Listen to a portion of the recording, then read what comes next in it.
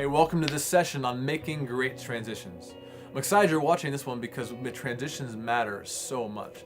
So often we can all overlook the preparation and intentional thought that should go into transitions and try to kind of figure it out in the moment. And just that one missing communication between band members can wreck the entire moment. Now, I'm not saying that transitions carry a ton of spiritual weight, but I am saying that bad transitions can impact spiritual moments negatively. We all need to be aware of how we're getting from one moment to the next and not just wait for Ableton to cue us or for the music director to start the song. The only way that these moments flow smoothly is if we're all in tune to what's happening musically and spiritually and aware of where we were and what is coming next.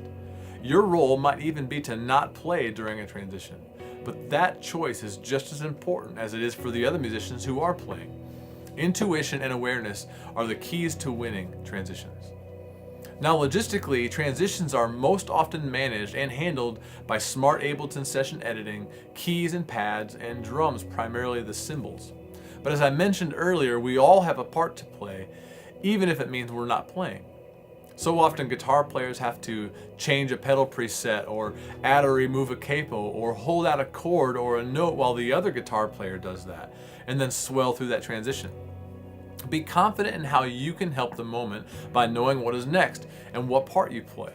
This is most often defined by the music director or the worship pastor, so listen closely as they explain each transition.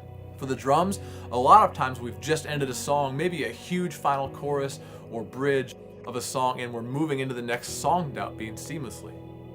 The best way for you to support this is to keep the cymbal swell going. Not necessarily the same intensity level the entire time, but dynamically come down and then swell back into the downbeat of the next song. Now, if the transition is longer or maybe some spontaneous space between songs or a down chorus, bridge, or a prayer, don't disconnect. Stay dialed in and be ready to swell or diamond in case the music director calls something during these moments. Sometimes our transition is between different keys and there's no clever musical way for us to make that work. The good news is that cymbals are atonal, meaning there isn't any harmonic value to them, and they can sometimes carry the transition between non-similar keys better than anything else. However, most often the bulk of all transitions fall to the keys. There isn't any other instrument that can hold or sustain notes as long as a pad, or that has the ability to add and subtract complexity and dynamics seamlessly. Guitars have to swell with a volume pedal, cymbals have to be hit or swelled, keys can just sit there and hold the chord and move subtly. Amazing transitions can be had with smart and intuitive choices from the keys. So be really aware of where we're going next. Be sure to have the music director and the worship leader's mics in your ears so you can follow wherever they might lead us. Padding as a verb is an art form in and of itself.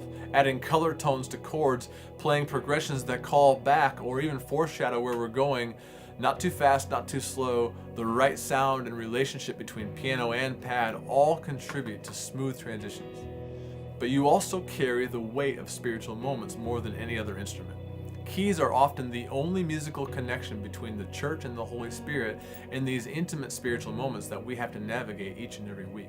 So once again, all of us need to be paying attention to what's going on, aware of where we just were and where we are going, and to have a plan as to how our specific role can help make that transition great.